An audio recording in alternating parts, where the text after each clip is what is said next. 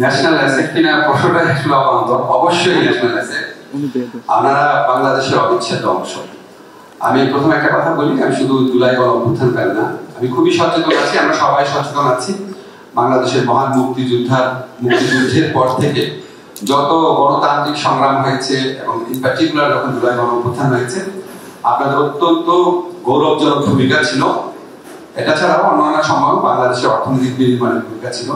Asset না ভাবার তো কোনো কারণ নয়, বরং আমার কাছে মনে হয়েছে আপনাদেরকে আমাদের যতটুকু রেসপেক্ট করা, রেকগনাইজ করা, অ্যাকনলেজ করা উচিত ছিল তার খুবই কম আমরা করতে পেরেছি। এবং আমি আমাদের আপনার মনে আছে কিছু ভাই, আমরা যখন প্রথম দায়িত্ব নেওয়া, আমরা প্রথম একটা জিনিস সিম্বলিক্যালি করতে চাইলাম, আমরা প্রবাসী একটা লাউঞ্জ করলাম বিমানবন্দরে।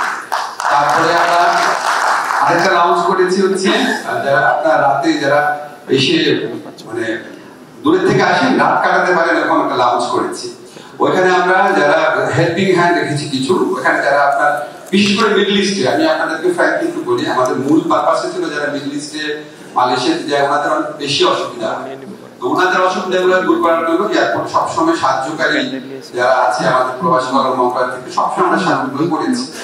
আমরা যখন প্রবাসী লাউঞ্জটা করেছি আপনারা দেখবেন, এই লাউঞ্জটা এত সুন্দর হয়েছিল যে প্রথম কয়েকদিন আমি ওখানে গিয়ে খুব হতাশ হতাম, বিদেশিরা বসে আছে, আমাদের মধ্যপ্রাচ্যগামী যারা শ্রমিক আছে ওরা বসতেই ইজি ফিল করছেন না। তো সেটা বিদেশিদের তাড়ানোর জন্য এবং আমাদের প্রবাসী ভাই বোনদের ওখানে ঢোকানোর জন্য অনেকগুলো মেকানিজম করা হয়েছে, এখন ওনারা বসছেন ওখানে। আমি ঘটনাটা কেন বললাম, একটা সিম্বলিক ব্যাপার ছিল। ইনভলভ ছিল আমাদের ডক্টর মোহাম্মদ ইউনূস স্যার, উনি ইনভলভ ছিলেন। তারপরে আমরা খুব চেষ্টা করেছি, আমরা আবার আপনাদেরকে বলি সরি, যে আমরা মূলত প্রচেষ্টা ছিল মিডল ইস্টে, মালয়েশিয়াতে, সমস্ত দেশে বা থাইল্যান্ডে যে আমাদের যারা প্রবাসী আপনার ওয়েজাররা যান, যারা আপনার রেমিটেন্স পাঠান, ওনাদের স্ট্রাগলটা আপনাদের চেয়ে একটু বেশি কোথায়, ওনাদের দিকে কনসেন্ট্রেট করেছি। আমরা আরো কিছু ব্যবস্থা নিয়েছি, কিন্তু আবার আপনাদের জন্য ধরেন এটা সবসময় ফিল করতাম, বাইরে থেকে যে কেউ ফোন করতো, আপনাদের পাওয়ার অফ অ্যাটর্নি করা সমস্যা হতো না? সমস্যাটা তো হয়েছে, দেখো জাস্ট সিম্পল একটা লিগ্যাল চেঞ্জ করতে হয়েছে। যখন আপনার পুরানা যদি পাসপোর্ট থাকে, পুরানা ডকুমেন্টের ভিত্তিতেও করতে পারছেন।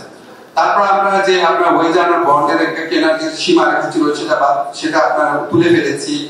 আমরা আপনার মালয়েশিয়াতে যখন আমাদের শ্রমিক ভাইরা যেতেন, ওনারা কখনোই মাল্টিপল এন্ট্রি ভিসা পেত না, এটা আমরা করতে পেরেছি। 6 তারিখে আমি সৌদি আরবে যাব, বাংলাদেশের ইতিহাসে প্রথমবারের মতো সৌদি আরবের সাথে বাংলাদেশের একটা এমপ্লয়মেন্ট এগ্রিমেন্ট হবে।